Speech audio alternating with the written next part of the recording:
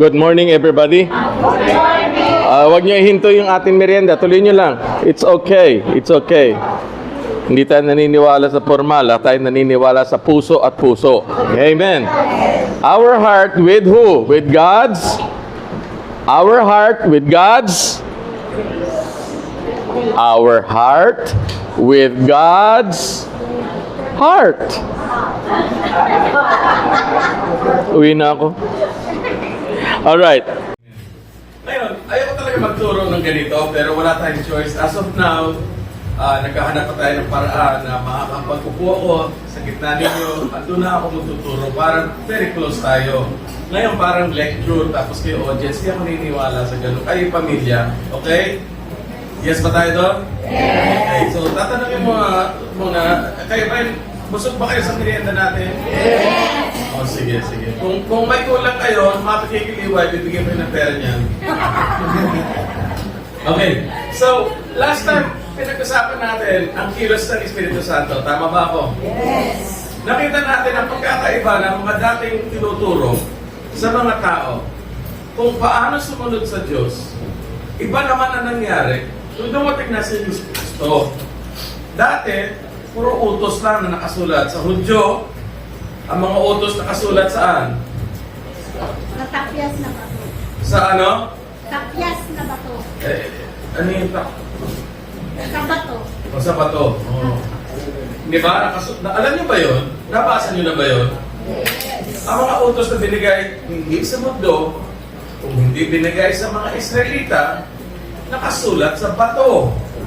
Ay yung ba'y nakasulat sa bato, yung ba'y sa loob ng tao o sa labas? Sa labas. Sure kayo? Yes. Sino nagsasabing sa labas? Okay. Kung yun ay nasa loob, ibig sabihin, ang nasa loob niyo ay bato. Hindi naman pwede yun, tama? Ano, tama ba yun? No. Ang nasa loob niyo ay laman, hindi bato. Pero ang unang set ng mga utos na binigay ng Diyos para sa Israelita, hindi para. Sino Israelita dito? Sino Hudyo dito? Wala. So, hindi tayo sakop doon, ha? Kaya huwag kayo makikipagsawsaw sa kontrata. Hindi natin yun. Sa Diyos at saka sa mga Hudyo or sa mga Israelita. Ngayon, binigay sa kanila itong mga utusan na ito sinulat sa bato nga. Ayun ay, nababasa lang nila. Tama? Yes. Tama ba? Yes. Isa doon nakalagay, huwag kayo mag-murder. Ayun ba'y nasa loob ng puso nila o nasa labas? Nasa labas. Ayun na sinabi ni Jesus. Sabi niya, sasabihin sa inyo, nakasulat dati, na huwag kayo mag-murder. Pero, kung sino man sa inyo, may lalim na puot sa inyong kapatid, nag-commit na kayo ng murder sa puso ninyo. Yun ang sinabi ni Jesus. Nabasa niyo ba yun? Yes. Hindi niyo ba nababasa yun? Nabasa po. Pinaliwanag ni Jesus, yung mga iba hindi pa, kaya slow down muna tayo. Yung mga pinaliwanag ni Jesus, yung mga utos na binigay ng Diyos Ama sa kanila, ay nakasulat sa bato, sa labas yun. Ang pinapakita ng Diyos, kahit na anong klase utos ibibigay sa labas, hindi nagbabago sa loob. Yes. Sino sabi nun? Yes. Yun. Just because meron kayong batas na galing sa Diyos, does not mean na talagang ginagawa nyo. Kasi number one pa sinasabi, hindi nyo pa kaya gawin ang mga utos na binigay ng Diyos na nakasulat sa bato. Yes. Bakit? Kasi hindi nakasulat sa loob natin. Tama ba tayo dyan? Yes. Tatabang naman ang sagot ninyo. Yes. Kailan pa nagkakong sumirienda? O, ganito. Magbabasa tayo galing sa Bible, ha? Nakalabay sa Bible. Mag-isip ulo tayo. Ano, hindi ko bigla matandaan. Nilagay sa ating banal na kasulatan, nakalagay doon na mamahalin mo ang inyong Diyos ng buong puso at buong pag-iisip at buong kaluluwa mo. Nakalagay sa Bible yun, di ba? Yes. Sino nagsasabing yes? Yes. Sino nagsasabing hindi ko alam? Sino ayaw umamin na hindi alam? Nakasulat yun. Pero just because nakasulat yun, hindi yun ibig sabihin kaya niyong gawin. Tumahimik lahat. Kinabahan lahat. Oh, naniniwala ba kayo sa sinabi ko? Yes. Sino sabi yes dyan? Yes. Sino mga hindi sumagot? Ayaw kang hingi. Hindi ganito yun. Just because sinulat ng Diyos, ibig sabihin, kaya nyo na gawin. Kaya nga hindi natupad ng mga Hudyo ang utos ng Diyos na sinulat niya sa hindi sa kanilang yes, gets nyo na. Ulitin ko ha. Hey, pag-bigyan nyo muna ako, gagawa tayo ng konting drama dito. Nako! Nag-loading pa. O sige. Pag nakasulat sa bato, yan ba'y nakasulat sa puso at utak ninyo? Yes. Pag yun ay nasulat sa loob ninyo, ay yung ba'y nasa puso at utak nyo na? Yes. Okay, tignan natin nga. Tignan natin. Haba naman ito. Oh, wala pa. Ay, sus. Napakagulo naman sa Pinas.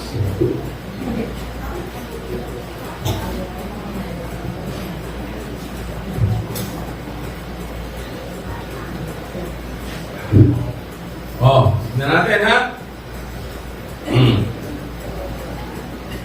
Ito ang isang tao. Nako.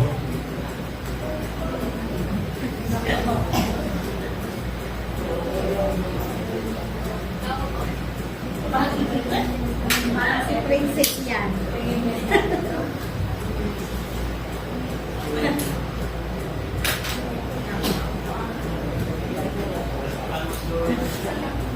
Sinabi princess, wala naman, hindi ko pinapakita kung mahaba po o hindi. Ayaw ko baka mamaya magalit pa sa akin si princess.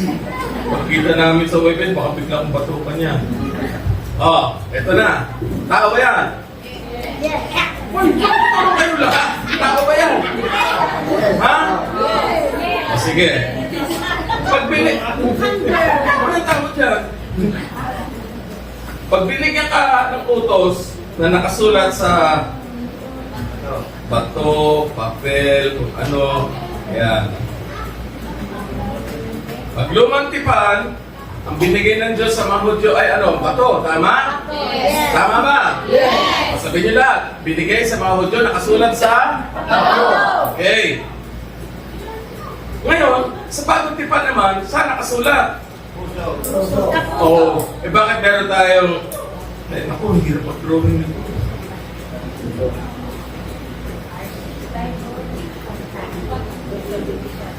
Oh, susulat ko na nga. Oh, nakasulat sa Bible. Sabi rito, sa kaliwa, banda rito, sa banda yun. Banda rito, nakasulat daw, ang utos ng Diyos, ang madooban niya, isinulat niya sa yun. Nagawa ka namang Hudyo yun. Yes. Sabi ni Pablo, lahat tayo kumulang sa ini-expect ng Diyos sa atin. Tapos tayong lahat, wala tayong nakatupad doon. Kaya tayong lahat, tayo guilty ng pagbabali ng kalooban ng Diyos at ang ating sistensya ay kamatayan.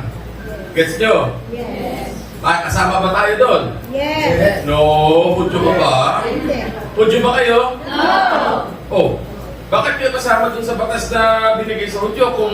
Kung hindi kayo Hudyo, bakit sinasabi nyo kasama kayo? Hindi. Yun, mag-iisip kayo. Ngayon ano? Yan man ang purpose ng pagdala sa akin ng Panginoon dito para mapaisip kayo. Kasi hindi tayo pwede sunod lang sunod. Di ba? Kaliwa, kaliwa. Kanan, kanan. Hindi pwede. Sabi ng Panginoon, hindi ka rito, mag-usap tayo. Masinsina. Ha? Yun. Hindi pwedeng, ay, pag sinabi kaliwa, kakalat. Hindi, sasabi ng Panginoon, bakit ko sinabi yun? Alamin ninyo. Kaya binigay sa mga Hudyo, utosan niya, kalooban niya nakasulat sa bato, hindi naman sa loob. Ito pa yung nasa loob o nasa labas? Nasa labas. Ito, Labas. nasa labas, di ba? Yes. O, tignan nyo to. O, ito yung utos ng Diyos, sino binabasa ng mga Hudyo. Nasaan to? Nasa labas. Are you sure? Yes. Sino sure? Taas na kamay. Yes. Nasa labas. Obvious, nandito eh. Di ba? Yes. Papakita ko sa inyo. Ano ang sinabi ng Diyos Ama tungkol doon? Para malaman ninyo, ang buhay nyo ngayon sa Espiritu Santo ay ibang-iba sa mga binigay na mga paraan ng Diyos sa mga dating tao. Tayo lang ang may pagkakaibang kaugnayan sa Diyos today. Tayo lang, tayo mga susunod ni Kristo. Ipapatunayan ko by basis of Scripture sa pamagitan ng banal na kasulatan na mga pangako ng Diyos ay ibang-iba sa mga ginawa niya noon. Gets nyo? Itong pagbigay ng bato, dati ba yan o ngayon? Pero dala-dala pa ng mga Hudyo yung mga utos niya ngayon, di ba?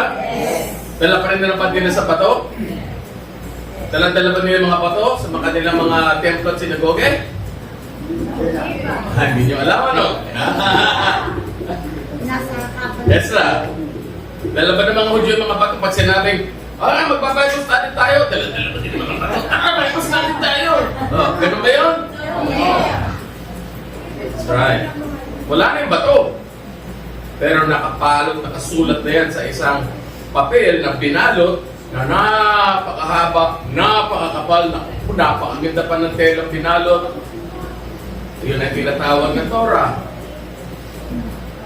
Pero nasan yun? Sa loob o sa labas? Sige, huwag ka matakot. Sa labas. Aba, di supply ang Diyos. Hindi, sasabihin ko kung bakit hindi mamaya, ha? Pag nakalimutan ko, taas nyo kamay nyo, okay? Okay? Yes! Okay, ito. Nasa labas. Ngayon, fast forward tayo na sandali at babalik tayo. Ngayon na nasa New Testament, namatay na si Kristo. Yun ang pagkakaiba. Old Testament, walang Kristo. New Testament, may Kristo. Okay, pagdating natin ngayon sa bagong tipan, namatay na si Kristo, kinuha niya kasalanan natin, tapos yung parusa ng mga kasalanan nun, binagsak sa Kanya para hindi na bumagsak sa atin. Di malaya na tayo. Yes! Sino nagsasabing yes? Malaya na tayo. Yes! Hindi na kayo paparusahan. Tama? Yes! Tapos binigyan kayo ng Bible. Tama? Yes! Yes. Binigyan kayo ng Bible. Yes! Okay? Doon tayo nagkakaiba. Binibasa niyo ang Bible. Yes! Mas konting sumagot ng yes. Kung sinabi ko, bigyan tayo ng Bible, marami-rami nag-yes. Kung sinabi ko, binabasa natin ng Bible, konti na lang sumasagot. Ang sulat sa Bible, sa loob o sa labas? May katulungan mo ako, ang sulat sa bato raw sa labas. Pero ang sulat sa Bible daw, sa loob, pwede ba yun? Ha? Pwede ba yun? Sino ba din ang Bible? Electronic. Wala na, electronic na lahat eh. Ayan, tignan siya nato, tignan nyo. Pasensya na lang kayo sa itsura niya, pero... Electronics na rin. Oh, nasa loob mo ba yan? Sa labas. Saan? Labas. O, tanong ko sa inyo, saan ang Bible? Sa loob o sa labas? Labas. Sino nagsasabing nasa loob? Ginagawa ni Carlton.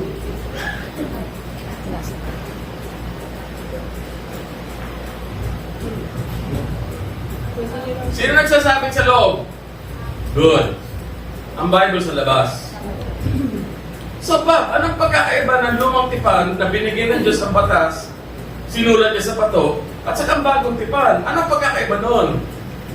Oh, ako tatanong sa inyo, anong pagkakaiba noon? Parehong nasa labas.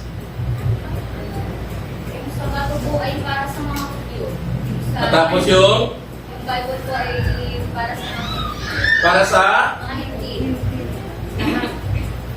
kasama din ang Hudyo. Oo. Narinig yung sinabi ni Sister, ano? Princess? Ang nasa bato daw ay para sa Hudyo. Ang nasa Bible ay para sa mga hindi Hudyo. Pero ang katotohanan dun, sakop ang Hudyo ron. Pero, ang tanong ko sa inyo, kung ang Bible ay para sa atin, at binigay ang batas sa lumang tipan, sa pamagitan ng sinulat sa bato, ito ay sinulat sa papel, anong pagkakaiba? Wala. Sigurado kayo? Wala pareho nasa labas. Wala. Parehong nasa labas. Yes. Hindi natin kailangan ng Bible.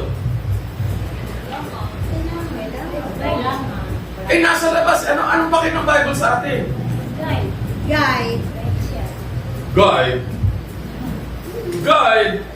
Sinabi nito ng Panginoon, sino nagagabay sa atin? Sino nagagabay sa atin? Holy Spirit. Ayun. O, anong kailangan ba natin ng Bible?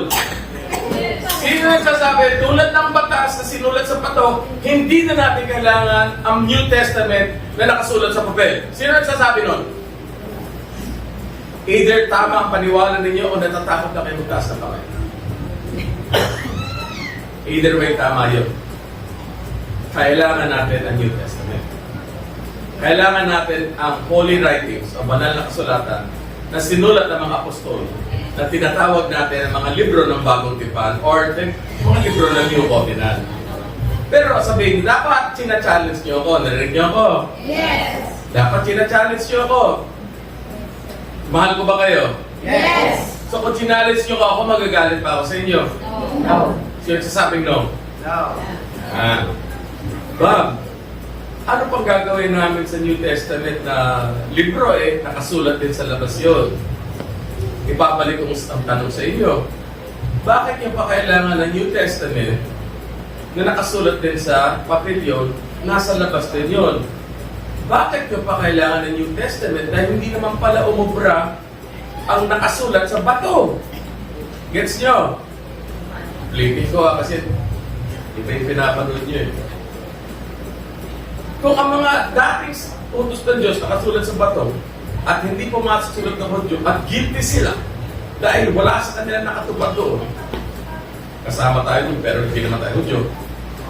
Ito New Testament nakasulat din sa papel. Hindi lang ang bato pero papel kasi modern na tayo, hindi na kailangan magsulat sa bato, sa papel na. Yes? Yes. Binabasa nyo? Yes. Ano nakalagay sa Matthew?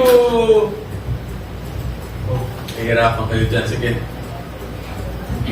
Sino may alam ito? Matthew 6:23. 6:33. Ah. Subalit, unahin ninyo ang kaharian ng Diyos at ang kanyang katwiran at ang lahat ng bagay ay pawang idadagdag sa inyo. Naintindihan niyo yun? Sa English, seek ye first. Alam niyo yun? Sige, sabay niyo ako.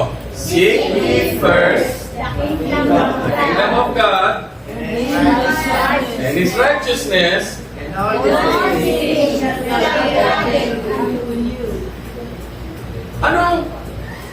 Anong yun? Anong value? Anong halagaan sa atin? Kung para din yung sinulat sa bato, yun lang papel ang ginamit, nasa labas din. Do you follow me? Tignan mo si drawing. Ito si Bible. Oh. Nasa loob ba yan? Nasa labas. Wala. Wala. Wala drawing. Walang drawing. Wala po ulit, sir. Namatay yung drawing natin o nawala ulit? Hindi, nandiyan yun. Na-disconnect. Na-disconnect. So, balik natin. Oh, tumikit na. Tumikit na ba? Ha? Ha? Ay, hindi tayo matatapos sa lesson natin kung gano'n ang gano'n technology natin. Oh. Nakadikit ako eh. Ang problema niya, yung ano eh. Yan na. Oh. Nandiyan na. Yes. Yung drawing. Yan. Nandiyan na yung drawing. Hello? Yes. Wala po. Pwede ka ba yan yan? Secure din mo sa Yan. O si Bible, nasa na? Sa labas, nasa loob? Labas. Matthew 7:23, nasa labas. Yes. Yung bato, nasa labas. Yes. Anong pagkakaiba? Parehas na. Ha? Wala po. Walang pagkakaiba. Kung dito tayo magsa-stop, malaking problema natin. Bakit pa tayo naniniwala sa sinasabi ng Bible? Hello?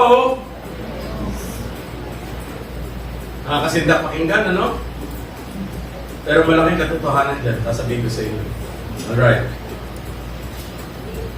Para maintindihan ninyo, ang buhay niyo ngayon, ang kasama ninyo, ang Panginoon sino? Sino kasama niyo ngayon? Panginoon? Holy Spirit. Okay. Si Jesus, ang ating hari at nagmamahal sa ating katakatakot, nakaintay doon sa tabi ng Ama para sa oras na tinanda ng Ama kung kailan siya babalik. Maski na si Jesus, di niya alam kung kailan yun. Ang Ama lang mailat nun. Pero habang hinihintay natin ang pagbalik ni Jesus para kunin tayo, ang hindi tayo iniwanan na mga ulila. Kasama natin sino? Ang Panginoon Holy Spirit. Okay. Ngayon, Ito sa labas, bato. Ito sa labas, papel. Sino nasa loob nyo? Holy Holy Spirit. Spirit. Aba, may pangatlo pa lang, source. Amen. Gets nyo? Yes. Hindi yun bato, hindi rin siya papel. Yes. Siya ano? Holy Spirit. Ano siya? Diyos. Diyos. Pero anong klaseng uri ng ng katangian ng kanyang existence? Siya ay Espiritu. Si Jesus hindi pwede pumasok sa inyo, may katawan yun eh. Hello? Yes. Hindi pwede pumasok si Jesus, may katawan yun eh. Gets nyo? Yes. Pero ang Holy Spirit, maaaring pumasok sa inyo dahil siya ay, ano? Spirit. Espiritu. Gets nyo na? Yes. Okay, ngayon, magkaabante tayo ng konti. Ito si Mr. o Miss na sa gitna. Nasa labas ang Bible, nasa labas ang bato. Hindi siya oobra. Pero may pumasok sa kanya galing sa taas. Sino yun? Holy Spirit.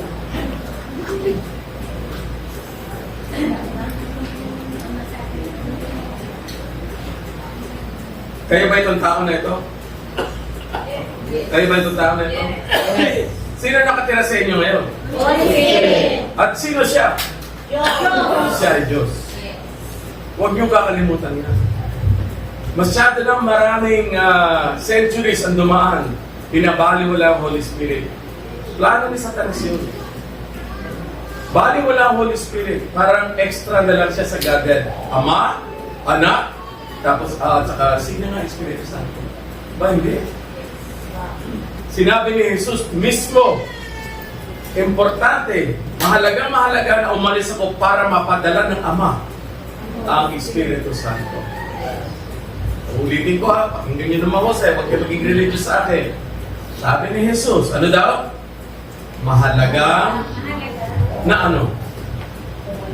Umalis ako. Umalis. Mahalaga daw na ano? Umalis ako. Naniniwala kayo doon? Yes. Paano kung hindi siya umalis? Wala ko. Spirit. Ano result na kung hindi dumating ang Holy Spirit? Ano mangyayari? Hindi magpapag. Nasa isang dako lang siya. Na isang katawan lang siya. Yes. Eh tayo, All over the world. ano nasa loob natin nun? Wala. Ang karamihan ng tao naniniwala, tayo ay okay dahil meron tayong banal na kasulatan o tinatawag natin ang Holy Bible.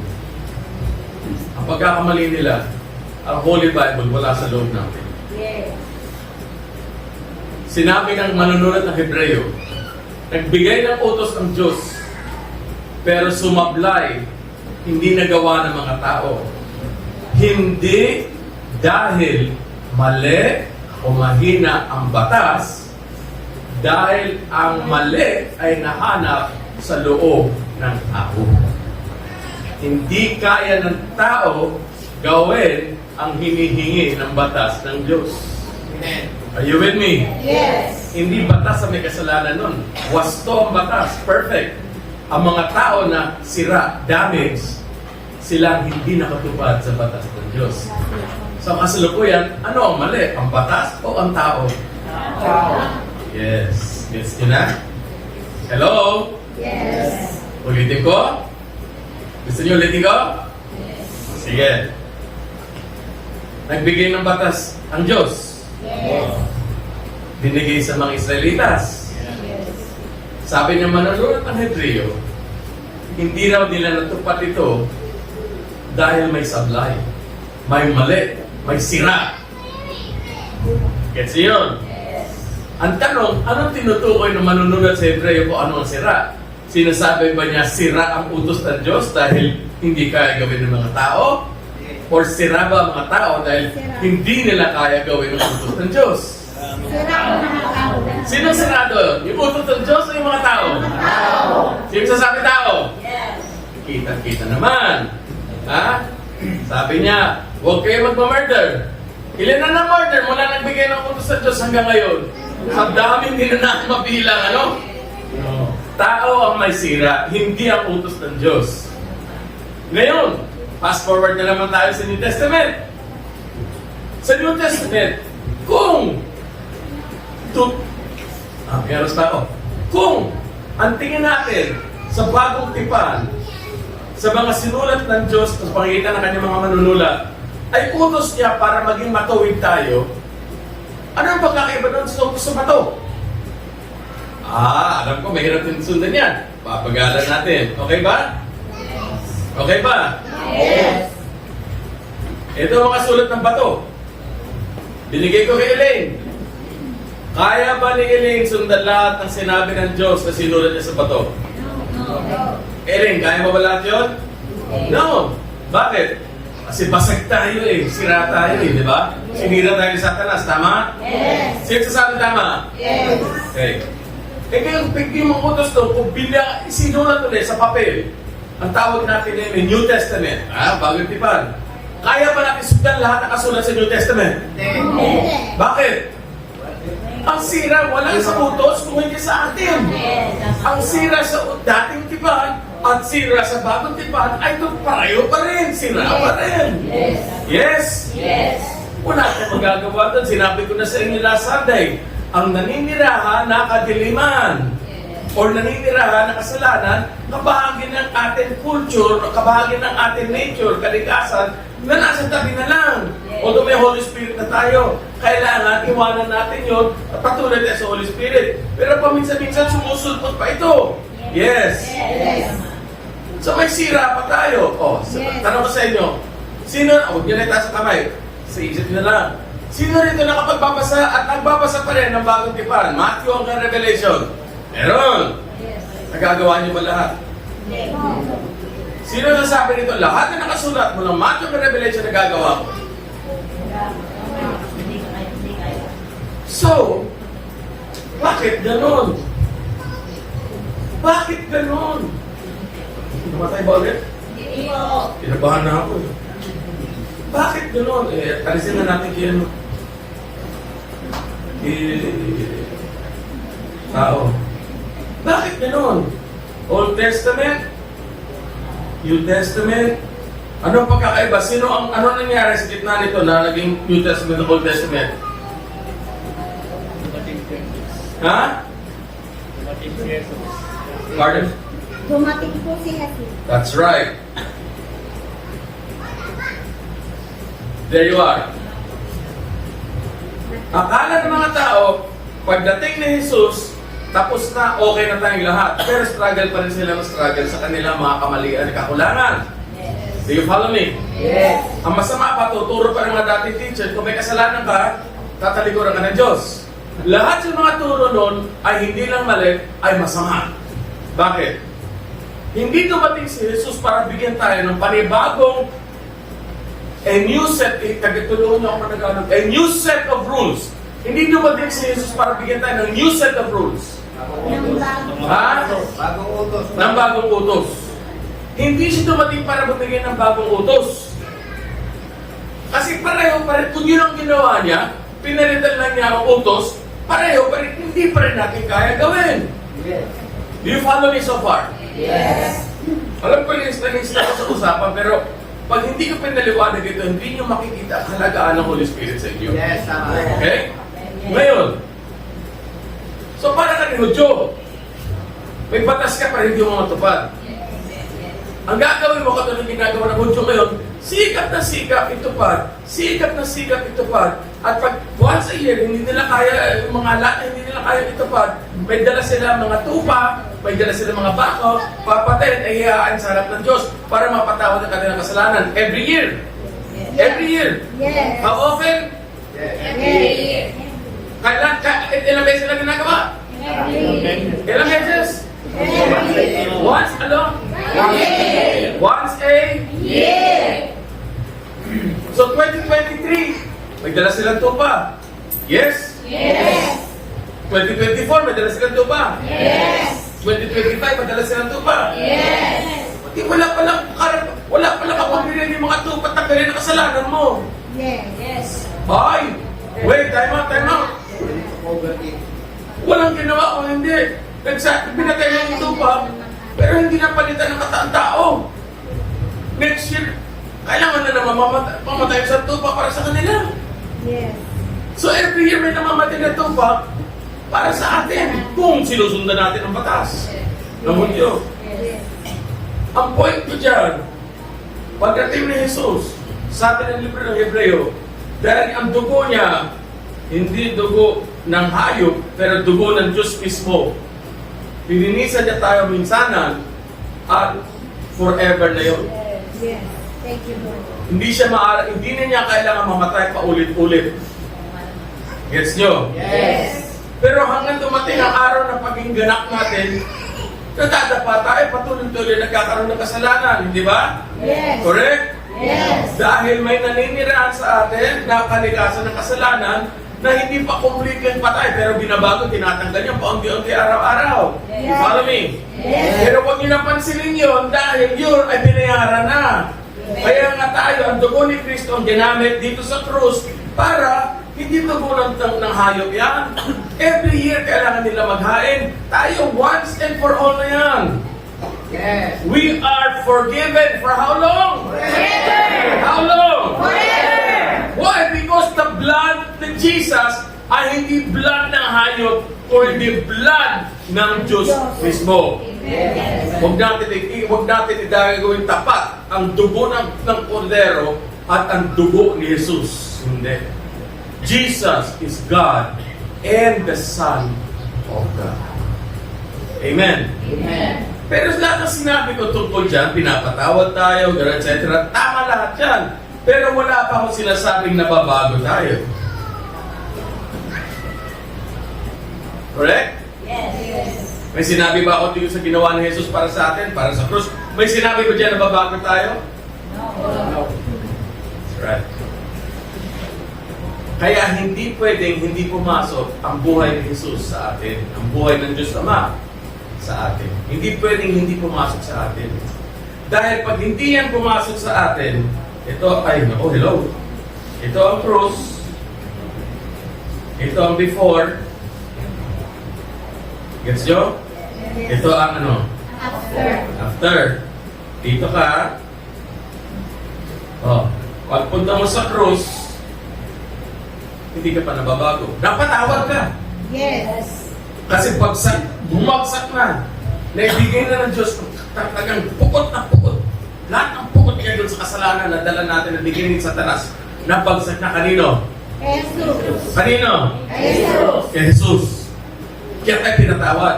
Yes. Pinatawad pero hindi pa tayo binabago. Are you with me? Yes. So, pagdating sa after, hindi naman pwedeng ganito pa rin tayo. Pag wala nangyari sa loob natin, paano mangyayari sa atin? Pero may nangyari sa loob ninyo. Drawing ulit tayo. Hindi ko mag-drawing yan. Ito ang cross. Ito si Carl. Dating si Carl. Sabi niya, Lord, naniniwala ako, tinanggap ko yung parusa ng kasalanan ko. Lord, pwede ba gusto ko akilin mo para sa akin? Ano sasabihin ng Diyos? Yes. Ano sasabihin ng Diyos? Yes. Ulitin ko sabi ni Carl, Lord, sabi sa akin, kinuha mo na rin parusa na dapat bumagsak sa akin dahil sa lahat ng kasalanan ko. Pwede ka ba hingiin yung regalo nun sa akin na huwag na sana ako para sa akin na nabagsak na sa inyo? Ano sasabihin ni Jesus sa kanya? Yes. Mahina ang sagutin niyo, hindi niyo alam ano? Yes. Yes. Yun ang purpose niya. Hindi siya dumating para hatulan ng mundo. Dumating siya para magligtas. Yes. Gets nyo? Yes. So sasabihin ni Jesus, Carl, wala ka nang alanhan.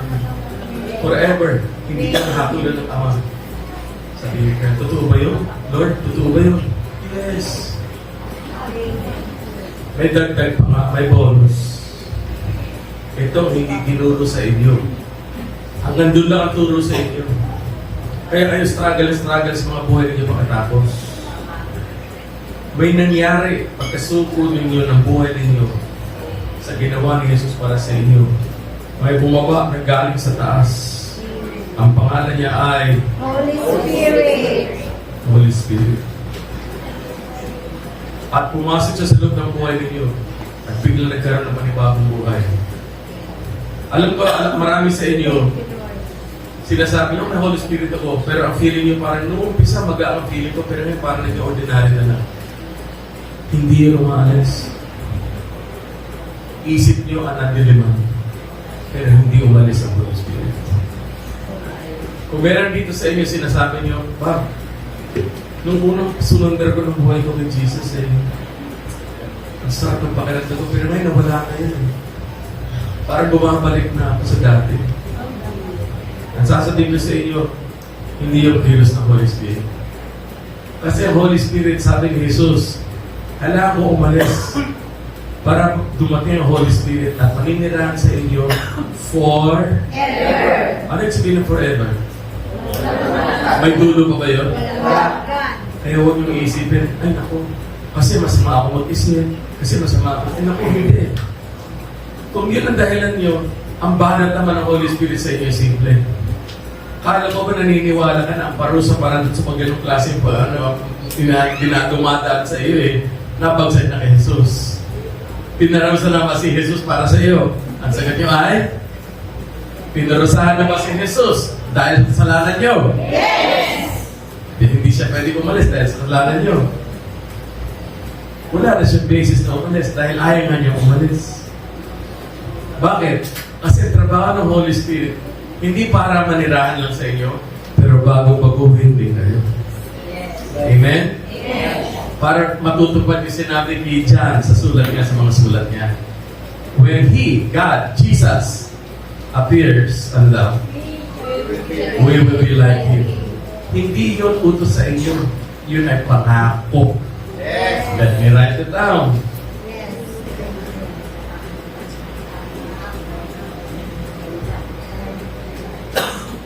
That is a promise. Amen? Ngayon, let me go back bago tayo pabalik dito ulit. Old Testament. Utos. Ang New Testament scriptures, pag binasa niyo parang utos, ang prinsipyo ng laman ang sinusundatin niyo. Hindi prinsipyo ng Holy Spirit. Ang prinsipyo ng Holy Spirit ay simple. Kayo ay damaged, sira kayo. Kailangan kayong ayusin. Hindi nyo kaya ayusin ang sarili ninyo. Amen. Kaya dumating si Jesus dahil sa lalim na pagmamahal niya para makuha niya ang parusa ng Ama sa inyo. Pero, pinasukan din tayo, sinamahan ng pagtira ng Holy Spirit sa atin para mabago tayo. You follow me? So, ang New Testament, pag binasa mo, hindi na utos. Old Testament yan, pero wala silang Holy Spirit na nagbabago sa kanila. Tayo meron. Hindi na utos yun. Yun ay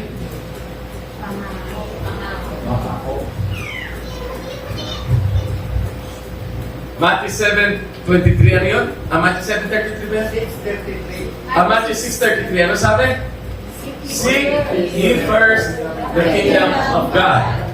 And all these things, and His righteousness pala, no? Pag binasa niyo na parang utos, magtatanong kayo sa sarili niyo, nagsisik ba ako talaga ng kingdom of God? O inuuna ko ba ang mga bagay-bagay rito sa lupa na ito? Tama ba ako? Yes. Nainip na ata kayo? No. Tatang, ano ba talaga ang ginagawa ko? Yun ay hindi utos. Yun ay pangako. In other words, sinasabi ni Jesus, ito ang gawin ninyo. Hanapin niyo mo ng karya ng Diyos. Pangako ko sa inyo, gagawin ng Holy Spirit yan. Yun ang unahin niyo sa isip niyo. At bigla niyo marirealize, dadaling gagabayin kayo ng Holy Spirit para masik ninyo una ang karya ng Diyos. At ang kanyang katawiran. At lahat ito ay madadagdag sa inyo because I want to bless you. Against niyo? Yes. Pag sinabing forgive one another, hindi yun. Pag hindi ka nag-forgive, lagot ka sa Diyos. Yan ay utos yan, utos, hindi ang pangako. Pag sinabi mong forgive one another dahil gusto ng Diyos yun, yun ay pangako. Bakit? Bakit ko masasabing pangako? Bakit hindi utos? Bakit sa Old Testament utos tapos dito pangako? Bakit? Sa Old Testament, walang binigay ng Holy Spirit sa loob. Sa New Testament, ang number one na pagkakaiba ninyo is ang Holy Spirit. Amen. Nung kayo ay lumapit kay Kristo, wala pa kayong Holy Spirit doon. Yes. Pero nung tinanggap niyo yung trabaho, hindi si Kristo ha, Kung tinanggap ninyo ang ginawa ni Kristo para sa inyo, bigla na lang nanirahan ng Holy Spirit sa inyo. Yun ang ginawa niya. Binago niya ang puso ninyo para gugutumin na kayo uuhawin para kay Lord. Do you follow what I'm saying? Yes. Now, do you realize kung bakit kailangan niyo Holy Spirit? Yes. Amen? Yes. Walang taong maaaring mamuhay para kay God kung ang hindi naninira ang Holy Spirit sa kanila.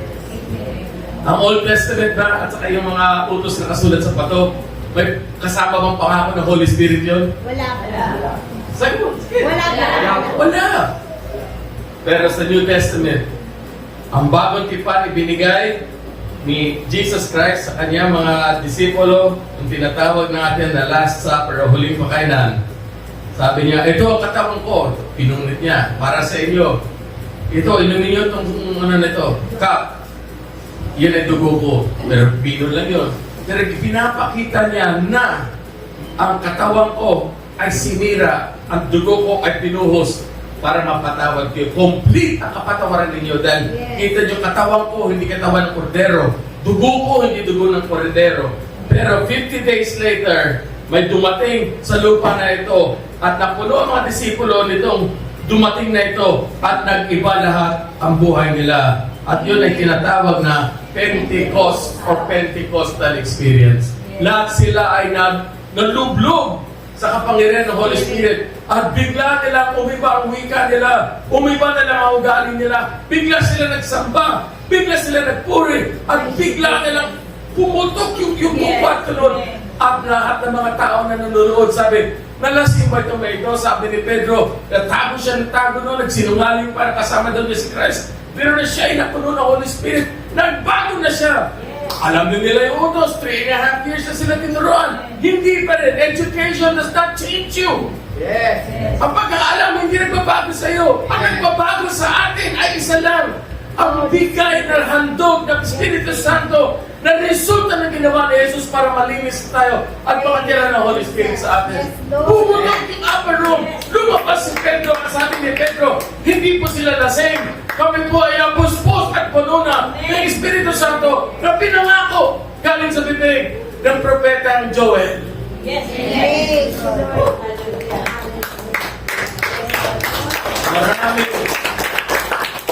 Maraming hindi nila naintindihan yun. At akala nila basta mag-Bible study lang ako. Ganito. Kahit na anong gawin mo, pag hindi ka napuspos ng Espiritu Santo, parang ka din Hudyo na may utos na hindi mo magawa at hindi ka napapatawad kung hindi mo tatanggapin ang trabaho ni Jesus. Hindi si Jesus mismo, ang trabaho niya na kinuha na niya ang parusa ng kasalanan niyo. Pag kinuha mo, pag naniwala ka na kinuha na niya ang parusa ng kasalanan niyo, ang kasunod doon maninira na instantly, maninira na ang banal na Espiritu sa inyo. Iba na kayo.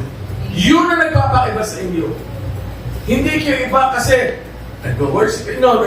Iba kayo kasi meron na kayong banal na Espiritu na wala kayo doon. Amen. Are you with me? Without the Holy Spirit, you cannot serve God. Yes. Kaya sabi ni Jesus, mahalaga na aalis ako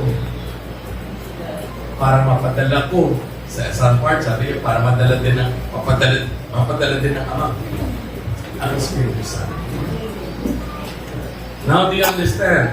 Yes. Pag sinabi kami ay New Testament people, hindi ibig sabihin doon, New Testament people kami kasi meron kami New Testament Bible, sinusundan namin si Jesus, no? Tayo ay New Testament people kasi tayo puspos ng Espiritu Santo. Sabi nga ni Pablo, kung kayo ay nabubuhay, living by the Spirit, then mamuhay din kayo by the Spirit. In other words, from beginning to end, kayo dapat ay namumuhay dahil sa kapangyarihan ng Espiritu Santo na kinuha niya ang ginawa ni Jesus ang dakilang sacrifice at ipilinipat niya sa inyo para malaya kayong sumunod sa Kanya, Jesus. Amen. Yan ang trabaho ng Holy Spirit. Amen. Any questions so far? Yes. Yes. Okay. Go on. Sir, kailan nagsimula ang New Covenant? Ang new ano? Covenant. Covenant. Ang new covenant? Sino mga kasagot nun? The day of Pentecost.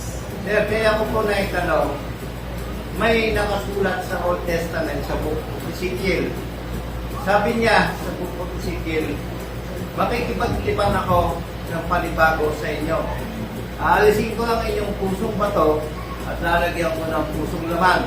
At isusulat ko ang aking kautusan sa inyong mga puso. Sinabi po niya yun sa Old Testament. Yes. Makikipagtipan ako ng panibago sa inyo. Yes. Pwede na lang po kailan nag-umpisa ang Day of Pentecost. Sinulat din ni Jeremiah yun sa chapter 33. Ang sasabihin ko sa inyo, tama si Lando.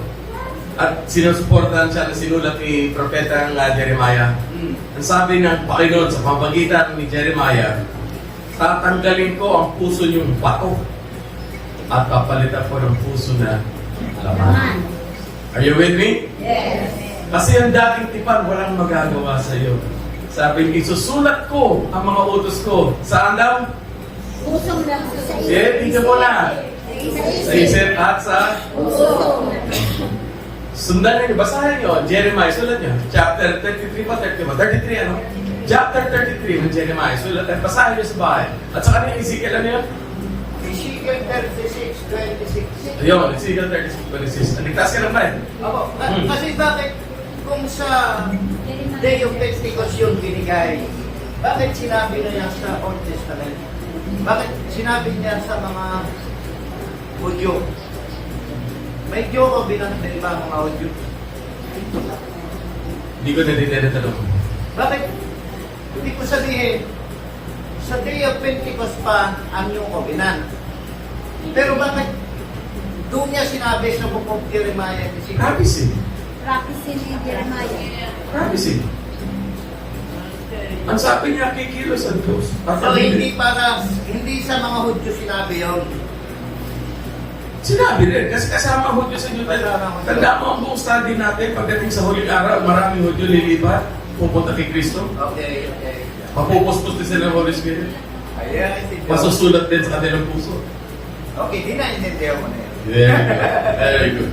Okay, so, do you understand this? Yes. Kayo, tumutupad sa pangako ng mga propeta at ni Jesus Christ. Isinusulat niya hanggang ngayon, sinusulat niya ang kanyang mga utos sa inyong isip at sa kanyang puso. Ang mga pinabasa niya sa bagong tipan, yan ay mga pangako. Okay. Ang pagsunod doon ay hindi pinagbabasihan ng inyong katuwiran. Yun ang turo sa inyo noon. Tama ba ako? Ayaw sumagot. Sige. Yes. Uwi na ako. Yes. Nagot ako'y ginugutom na rin. Ibig sabihin, sir, isa na lang. Yes. Ibig sabihin, pag pumasok na yung Holy Spirit sa ating buhay, doon matutupad yung sinabi niya, for God is working in you, both to will and to do, Yes. according to His Yes. for His good pleasure. Yes. So, hindi Yes. tayo effortless talaga. Yes. Okay. Lahat na, sino bang desire dito na mabago kayo? Everyday. Patingin nga. Yes. Sino ang humihingi sa Diyos? Gusto ko mabago ako everyday. Sige nga. Amen. Alam niyo bakit hinihingi niyo yun? Kasi pumasok ang Holy Spirit, siya ang nagbibigay ng ganong klaseng gutom at uhaw sa inyo. Yes. Kung wala ang Holy Spirit sa inyo, hindi niyo papansinin yun. Gets niyo? Yes. Kaya ang New Testament ay talagang katakot-takot na pangako. Talagang sinasabi ng Diyos, ako ang magbabago sa inyo. Bibigyan ko yun ng gutom at uhaw para sa aking katuwiran at inumin ko rin kayo ng katuwiran na binigay ko galing sa krus. Wala kayong gagawin. Yes. 2 Corinthians 3:3. Hindi ko isinulat sa mga tinta, kundi sa isinulat ng Espiritu sa puso naman. Sinulat ng Espiritu sa puso. There's so many verses. Yes. Ang trabaho ko by the grace of God is to change your mind. Galing sa pagsusunod, galing sa labas, sa pag-realize, nasa loob na, isa sa buhay nyo na lang slowly Padapa, it doesn't matter, bayad na. So practice every day. We learn, natututo tayo mabuhay sa paraan na tinuturuan tayo ng Holy Spirit, which is ang buhay ng paraan ni Jesus Christ. Amen? Amen. Are you with me? Yes. Kaya hindi kayo nag-iisa. Yes. Kaya huwag niyo isipin ka kayo na dapa, ay mahina. Oy, huwag niyo sasabihin nyo. Ibig sabihin, pag sila akong mahina talaga ako, di ibig sabihin, palang Holy Spirit sa loob mo. Hindi, ibig sabihin nun, hindi biglaan ang palit ninyo, kung hindi araw-araw, paunti-unti. He is changing me. O, pakinggan niyo ako. He is changing me from glory to glory. Tandaan niyo yun? Yes. Galing sa isang kaluluwan yan, papunta sa kabilang kaluluwan yan. Paunti-unti, binabago ako. Tandaan niyo yung awit nun? Yes. Sa paano yun? From glory to glory, He's changing na. Changing me, changing me. His likeness and image to perfect in me. The love of God shown to the world. He's changing me, di ba? Yes. Ang hindi natin naintindihan galing sa kanta nun, pag sinabing from glory to glory, pag tinignan mo sa original na sinula, Grego, ibig sabihin nun, sa isang, how do you say, from one Princess Rosella, I need help. He's changing me from one degree of glory to the next degree of glory. Okay. Paano mo sasabihin Tagalog yun? Mula sa unang hakbang ng kaluwalhatian, unang antas ng kaluwalhatian, patungo sa susunod na antas ng kaluwalhatian. Sunod doon, isa pa. Sunod doon, isa pa.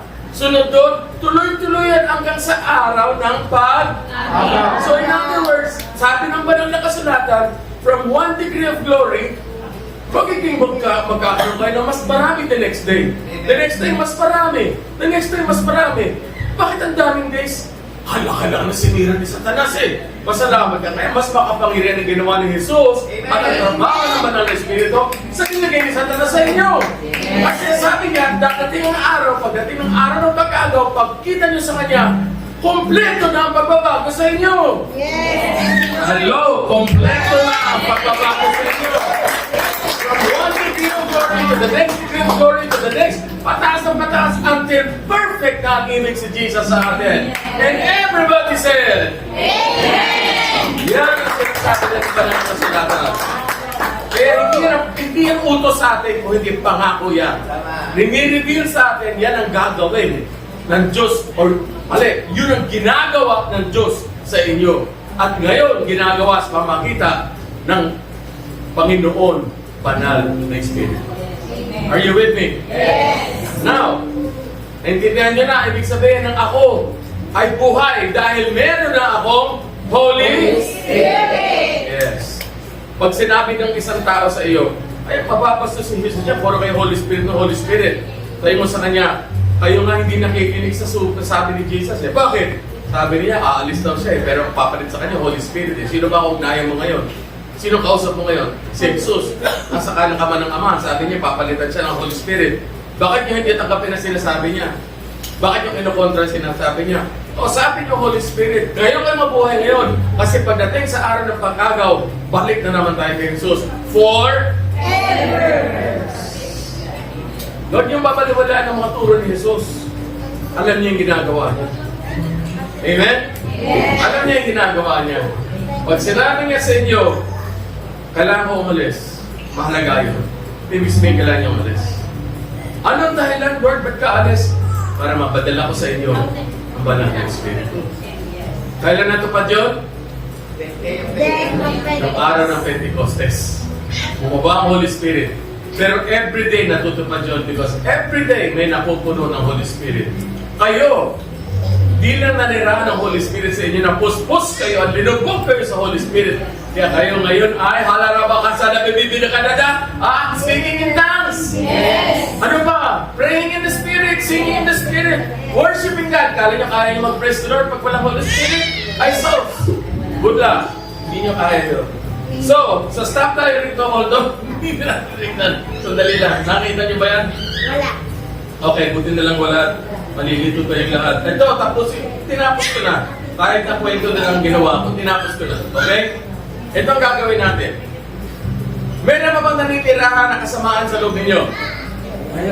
Meron pa bang naninirahan na kasamaan sa inyo? Yes. Pero bayan na. Ngayon, pag yun ay silat sa buhay nyo, naguguluhan kayo, tama? Pag mamaya may nakita kayo hindi dapat makita, o may sinabi hindi dapat sabihin, o may naramdaman hindi dapat ramdamin, yun ang ulo ng kasamaan ng kalikasan na dapat patay na, pinipilit pa niya sarili niya. Naintindihan niyo sinasabi ko? Nararamdaman niyo yun? Ang tawag natin ay tukso. Tama? Mabilis na salita ko, naiwanan ko na kayo. Sunod, hapon. Tukso ang tawag doon. Ang tanong ko sa inyo, kung ang Holy Spirit na sa atin, ano bang binigay sa atin na sandata or hayop, gift, para ma-overcome natin itong kalikasan, itong kalikasan na masama, kalikasan na ng kasalanan. Paano natin mababaliwalaan? Paano natin maitatabi yun? Yun ang pag-aaralan natin next week. Okay? Gusto nyo ba yun? Yes! Talaga? Yes! Gusto natin, ha? Baka next week kulang pa sa kalahati mag-a-attend. Ay, yung marinig sinasabi ni Pastor Bobby. Ha? Hoy, maniwala kayo sa akin. Lahat tayo tinutukso. Alam mo kagandahan ng mga pastor at nagsasalita, mga propeta na nagsasalita. Alam mo kagandahan? Akala nyo wala kaming mali. South Diyos ko. Kung tayo yung tinatarget ni Satanas, sino pa kaya tatargetin nilang pinakapuro kung hindi mga lingkod ng Diyos? Ayan, sila Rosel, Princess, lahat yan. Oo. Kaya sinasabi ko na sa inyo, lahat tayo pare-pareho dinadaanan natin. Pero, subalit, ngunit, but, tagumpay na tayo. Wala makakaago ng tagumpay ni Kristo. Sino kukuha ng tagumpay ni Kristo sa atin? Sa atin? Si Satanas? Wala. Sino may makakaaga ng Holy Spirit na naniniran sa loob ninyo? Wala. Si Satanas? Wala. Ang takot lang niya.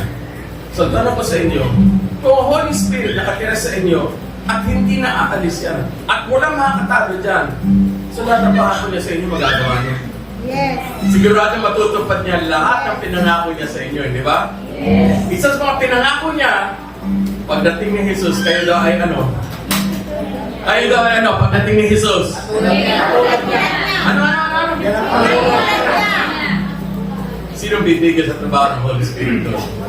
Matutupad ba ng Holy Spirit yun? Yes. Hindi ko marinig. Matutupad ba ng Holy Spirit yun? Yes. Kayo ba talaga magiging tulad ni Kristo? Yes. Hindi ko marinig. Yes. Faith. Faith. Di pa natin nakikita, pero naniniwala naman. O, sige, ano, pwede natin tapusin to.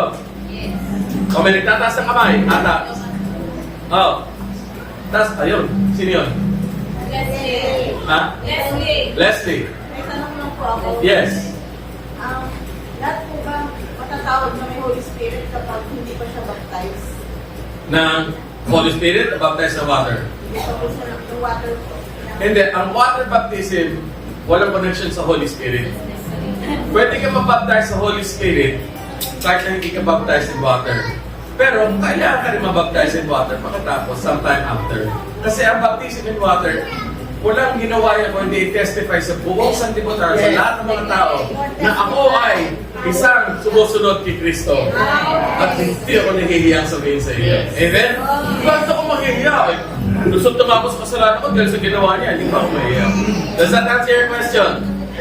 Ngayon, ang tanong ko sa inyo, malapit tayo buhay.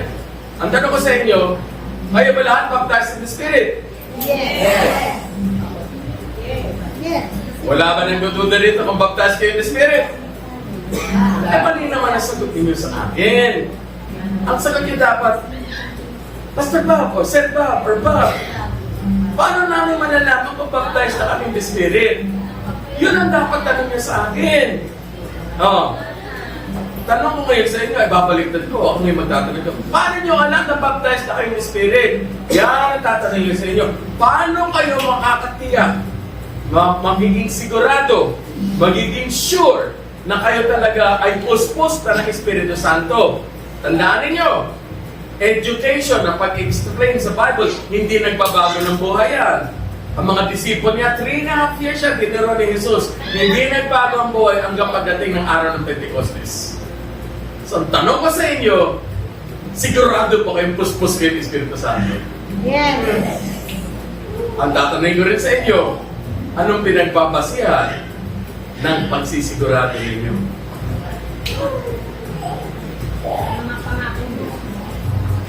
In the name of the Father, and of the Son, and of the Holy Spirit. Hindi niyo alam ano, naghuhula lang yung iba eh. Gusto niyo ba i-cover natin yung next Sunday? Yes. Sino may gusto? Yes.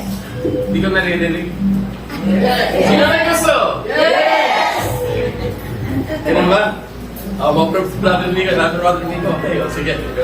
Next Sunday, sa awa ng Diyos, sa biyaya ng Diyos, pag-aaralan natin, paano natin masisigurado na tayo ay puspos na ng Holy Spirit? Alam niyo na ang sagot doon, hindi niyo lang masabi. Pero alam niyo na. Explain. Any other questions as I come to close? Meron ba? Tanong? Suggestions? Sino nangangailangan ng baptism sa tubig? Hindi pa nababaptistuhan sa tubig. Huwag kayo mag-alala. Pag napaistan kayo sa tubig, hindi kayo nagpapalit ng religion. Walang connection ng religion sa pinag-uusapan natin. Hindi tayo naniniwala doon. Pag kayo nabaptistahan ng tubig, pinabaptista yan sa pangalan ng Ama, ng Anak at ng Espiritu Santo para sa kalawalhatian ni Jesus Christ. Yun lang. Wala akong binanggit na religion doon isang beses. It's only for God. Kung kailangan nyo mabaptistahan ng tubig, sabihin nyo lang sa mga officers. O kay Princess, kay Princess, kay Rosel, sa lahat mga officers sabihin nyo. At ibang officers, pag linapit na kayo, bigay niyo mga pangalan ni Princess at mag-organize tayo ng isa pang water baptism, ha? Tandaan niyo, water baptism, yan ang testimony. Kung gagawin natin, ay ayoko ng private swimming pool eh.